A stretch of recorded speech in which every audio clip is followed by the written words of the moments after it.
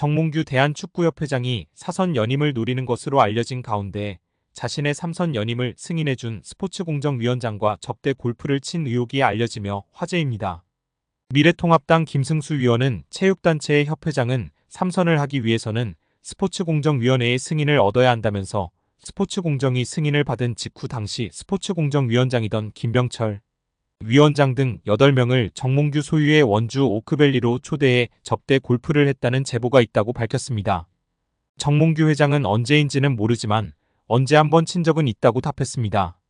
김승수 위원은 3선 승인을 받고 불과 몇 달이 채 되지 않은 상태에서 스포츠공정위원장을 불러 골프를 접대한 것이 굉장히 부적절한 일 아니냐고 추궁했습니다. 배현진 의원은 24일 오전 국회 문화체육관광위원회 현안 질의에 증인으로 참석한 정 회장과 홍명보 국가대표팀 감독 등을 향해 대한민국 축구종합센터 건립과 관련해 국제현상공모 절차에서 지속적으로 등장하는 HDC 사명에 대한 해명을 요구했습니다. 배 의원은 축구협회가 2015년부터 지금까지 국비와 시비 그리고 자체 재원까지 동원해서 약 1,550억 원을 투입하는 초대형 프로젝트를 추진하고 있다며 2020년 3월에 축구협회가 천안의 부지를 이제 지정하고 난 후에 축구센터 마스터플랜 건축사 건축회사를 선정하기 위해서 국제공모를 시행을 했고 6월에 네덜란드의 UN 스튜디오라는 업체가 최종 선정되는 과정이 있었다고 운을 뗐습니다. 이어 이 과정에서 축구협회가 하는 사업 과정에 현대산업개발 HDC라는 특정 회사의 명칭이 계속 여러 문서에 등장한다는 점이 의아했다며 2020년 3월 13일 축구협회에서 해외 건축사에 발송한 서한을 보면 홍 감독 당시 축구협회 CEO의 명의로 4개의 해외 건축사에 이 공모를 타진하는 문서가 발송됐고 이 국제 공모에 최종 선정된 UN 스튜디오가 당시에 이 문서에 대해 답신을 하는데 수신된 곳이 축구협회와 현대산업개발 두 곳이라고 지적했습니다. 그러면서 현대산업개발이 전체적인 이 공모의 공식적인 과정에서 실무적인 수신을 받은 것이라며 2020년 11월 24일 UN 스튜디오가 다시 과업범위 및 수수료 제한이라는 계약 조정 문건, 비용에 관한 문건을 축구협회에 발송하는데 이 문서 또한 현대산업개발도 동일하게 수신한다고 꼬집었습니다. 또 해당 문서의 4번째 페이지를 보면 현장 방문 관련 내용에 대한축구협회, 현대산업개발, 그리고 한국의 설계사들과 함께 공동으로 디자인을 개발하기 위해 일정량의 한국 방문이 필요하다고 하며 이곳에 다시 특정 회사 명칭인 현대산업개발이 등장한다고 설명했습니다. 아울러 같은 문서의 6쪽에는 야외 운동장 설계는 지난 9월 25일 현대산업개발과의 회의에서 원칙적으로 논의하고 등의 구체적인 설계에 관한 논의 내용이 등장한다며 지속적으로 이 지금 실무 논의 과정에 지정된 업체와의 과정 중에 현대산업개발의 이름이 등장하는 것이라고 말했습니다.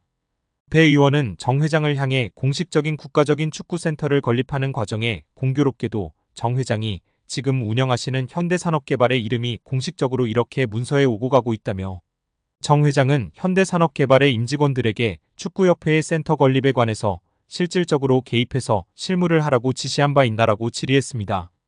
이에 정 회장은 축구협회를 최대한 잘 도와줘서 우리가 전문 지식을 갖고 있기 때문에 많이 도와달라고 그렇게 얘기를 했다. 도와주라고 얘기했다고 답했습니다.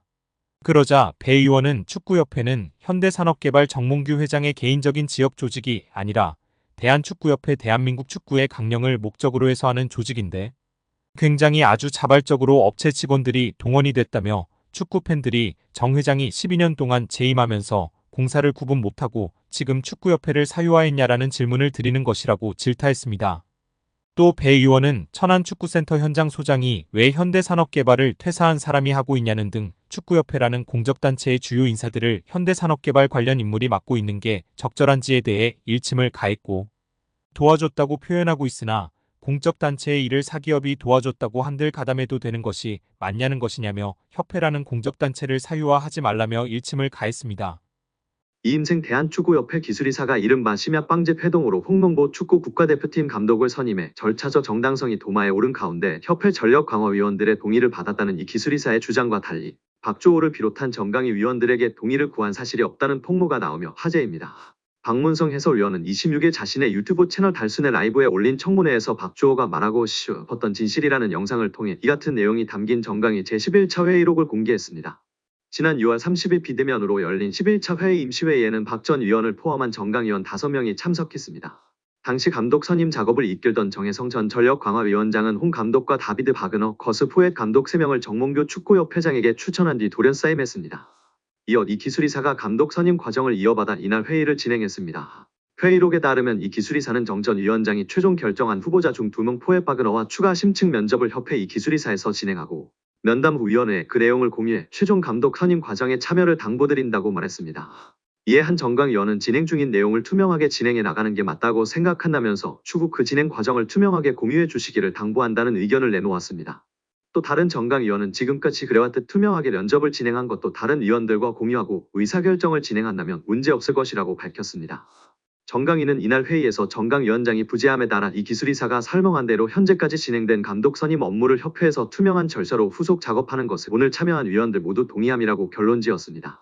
회의록 내용을 종합하면 정강 위원들은 이 이사가 감독 후보자와 심층 면접을 진행한 뒤 그 내용을 공유하고 감독을 최종 선임하는 과정에 참여하는 것에 동의한 것이라고 박해솔 위원은 설명했습니다.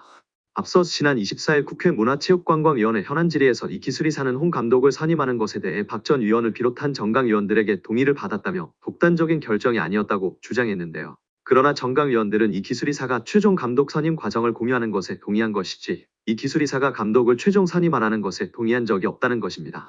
박주호 전 위원은 지난 7월 자신의 유튜브 채널을 통해 감독 선임 절차의 문제를 폭로하는 과정에서 홍 감독이 내정됐다는 소식을 휴대전화로 접하고 놀라는 반응을 보였습니다. 이 역시 이 기술이사가 정강위와의 공유 없이 독단적으로 홍 감독을 내정하는 것을 예상하지 못했기 때문이라고 박해설 위원은 덧붙였습니다.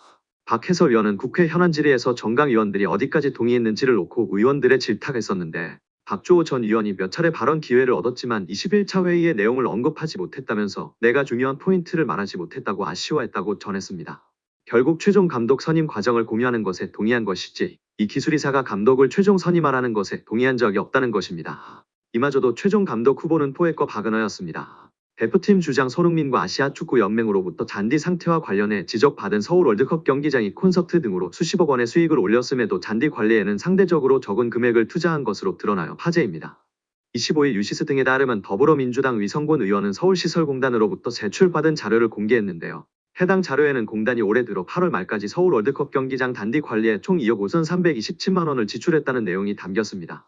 구체적으로 새로 심을 잔디 1억 9,346만 원, 잔디 보호용 인조매트 1,994만 원, 농약비료 5,140만 원, 잔디 파종을 위한 오버시딩기 1,962만 원, 잔디 폐기물 처리 용역에 886만 원이 들어갔다고 밝혔습니다.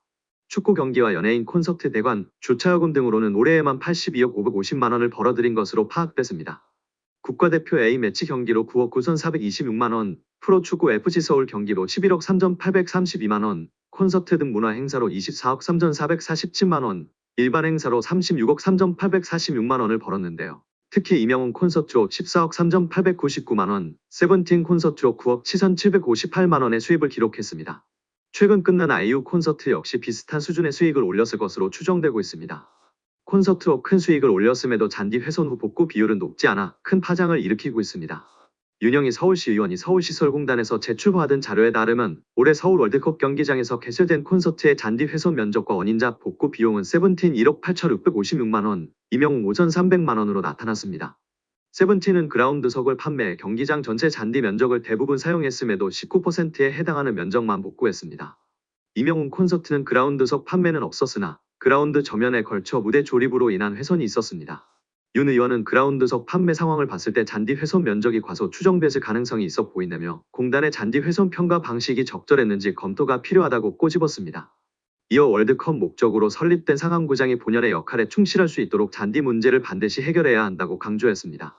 이와 관련해 공단 측은 올해 들어 기록적 폭염과 열대야, 장기간의 강우 등 기후 영향으로 잔디가 훼손된 것이라고 해명했는데요. 오는 10월 예정된 이라크와의 홈 A매치를 당초 서울 월드컵 경기장에서 치르려고 했으나 잔디 상태가 좋지 못해 AFC의 퇴짜를 막고 용인 미르 스타디움으로 변경한다고 밝힌 상태입니다. 결국 82억 5천만 원 중 겨우 2억 5천만 원만 잔디 복구에 사용한 것이 알려지며 팬들의 분노는 높아지고 있습니다.